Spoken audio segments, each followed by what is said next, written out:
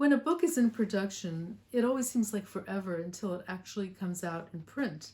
And that's why it's such a joyous moment when you finally get handed the first hard copy of the book. In the meantime, I'm so impatient, we're all so impatient to actually hear more about what recipes and to share the recipes and ideas that are in the book. So this will be now at the introduction that I've written, and then later on there'll be some of the headnotes, which are my favorite part to write, that describe the cookies. Baking is the best all-encompassing lesson for children. It teaches so many important things: precision, patience, timing, sensory perception, science, art, mathematics. And of all baking, cookies are the most child-friendly and forgiving. A basic cookie is easier to make than a cake or pastry because cookie dough, due to its higher sugar content, is much more forgiving of overmixing or overhandling than a cake batter or pastry dough. Scraps of dough can be reshaped several times without changing the cookie's texture. Cookies are fun and they make people of all ages happy. Most cookies are a cross between cake and pastry. In fact, the word cookie derives from the Dutch word, and I don't know how to pronounce it, but here's the spelling, Koekj, which means little cake. Some, though, such as meringues and pralines, are closer to the candy category.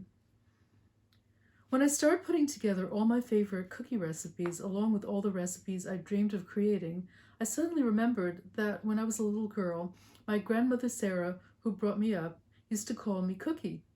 But it was years before I ever tasted a home-baked one. My mother was a dentist, an orthodontist, and didn't cook or bake until after her retirement. My first cookie baking experience in the 1960s was a complete disaster. I made oatmeal cookies using the recipe on the back of the Quaker oatmeal box. The result was one huge inedible cookie that filled the entire pan. It wasn't funny at the time. It was several years before I was willing to try cookie baking again. I was working at the Educational Testing Service in Princeton, New Jersey, and one of my coworkers gave me her favorite recipe for almond crescent cookies.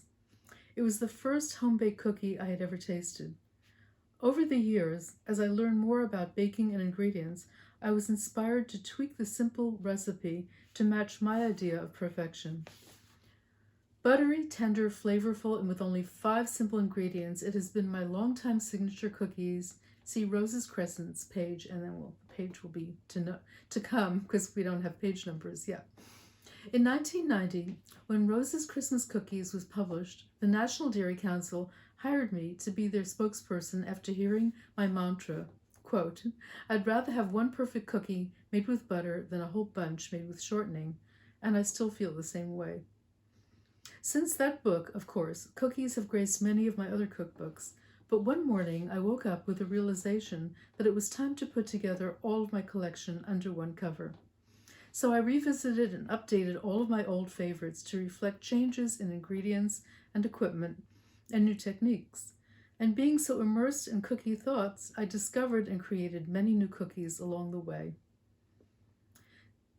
Those almond crescents, my first cookie, remain one of my favorites, but I now have a new favorite on equal par, the chocolate sablés. Cookies come in many different flavors and textures, but my favorite thing about all of them is that even after one is full to bursting, there's always room for one perfect cookie.